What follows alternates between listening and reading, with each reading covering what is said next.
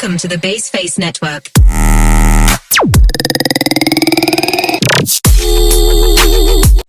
Assalamualaikum warahmatullahi wabarakatuh.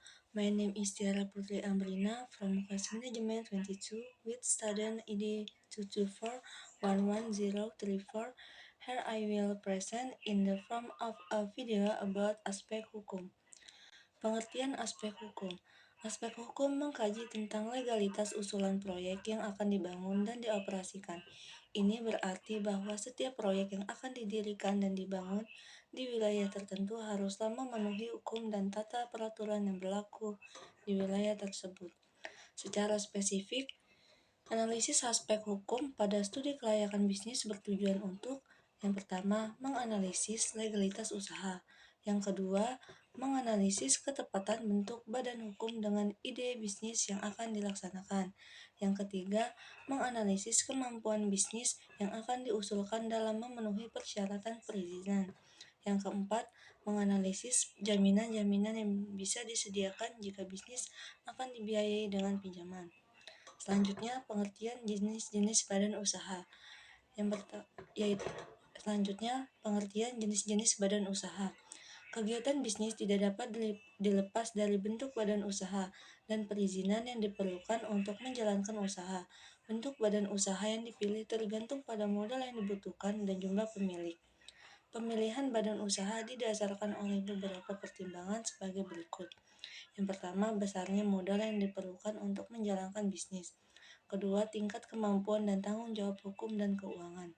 Ketiga, bidang industri yang dijalankan. Keempat, persyaratan perundang-undangan yang berlaku. Jenis-jenis badan usaha. Yang pertama ada perusahaan perseroan. Menurut Swasta 2002, perusahaan perseroan adalah salah satu bentuk badan usaha yang dimiliki oleh seseorang dan ia bertanggung jawab sepenuhnya terhadap semua risiko dan kegiatan perusahaan, contohnya toko kelontong. Yang kedua, firma merupakan perserikatan beberapa pengusaha swasta menjadi satu kesatuan untuk mengelola usaha bersama. Yang ketiga, perserikatan komanditer atau CV merupakan perserikatan beberapa pengusaha swasta menjadi satu kesatuan untuk mengelola usaha bersama, di mana sebagian anggota merupakan anggota aktif, sedangkan anggota yang lain merupakan anggota pasif. Yang keempat, perseroan terbatas atau juga biasa disebut PT.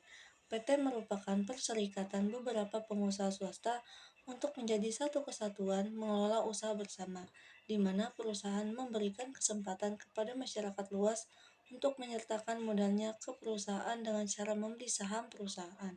Contohnya PT Jarum dan PT Gudang Garam. Yang kelima, yayasan. Pengertian yayasan menurut Undang-Undang Nomor 16 Tahun 2001 tentang yayasan, yayasan adalah badan hukum yang terdiri atau atas kekayaan yang dipisahkan dan diperuntukkan untuk mencapai tujuan tertentu di bidang sosial, keagamaan, dan kemanusiaan yang tidak mempunyai anggota. Contohnya panti sosial, panti asuhan, dan lain-lain. Yang keenam, koperasi. Koperasi adalah badan usaha yang beranggotakan orang-orang atau badan hukum. Koperasi dengan melandaskan kegiatannya berdasarkan prinsip koperasi sekaligus sebagai gerakan ekonomi rakyat berdasarkan asas kekeluargaan. Selanjutnya, secara spesifik, analisis aspek hukum pada studi kelayakan bisnis bertujuan untuk yang pertama, menganalisis legalitas usaha yang dijalankan. Yang kedua, menganalisis ketepatan bentuk badan hukum dengan ide bisnis yang akan dilaksanakan. Yang ketiga, menganalisis kemampuan bisnis yang akan diusulkan dalam memenuhi persyaratan. Yang keempat, menganalisis jaminan yang bisa disediakan jika bisnis akan dibiayai dengan pinjaman. Kemudian pengertian legalitas pemerintahan. Legalitas suatu perusahaan atau badan usaha adalah merupakan unsur yang terpenting, karena legalitas merupakan jati diri yang melegalkan atau mengesahkan suatu badan usaha sehingga diakui oleh masyarakat. Dengan kata lain, legalitas perusahaan harus sah menurut undang-undang dan peraturan, di mana perusahaan tersebut dilindungi atau dipayungi dengan berbagai dokumen hingga sah di mata hukum pada pemerintahan yang berkuasa saat itu. Bentuk-bentuk legalitas ada beberapa jenis. Jati diri yang melegalkan badan usaha diantaranya yaitu yang pertama, nama perusahaan, kedua merek, ketiga surat izin usaha perdagangan, yang keempat izin usaha industri. Manfaat legalitas perusahaan. Dengan dimilikinya surat-surat izin sebagai bentuk legalitas perusahaan, maka akan diperoleh beberapa manfaat diantaranya.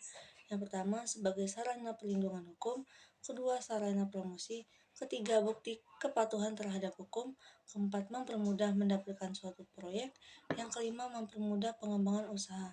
That's all my explanation. I end with wassalamualaikum warahmatullahi wabarakatuh.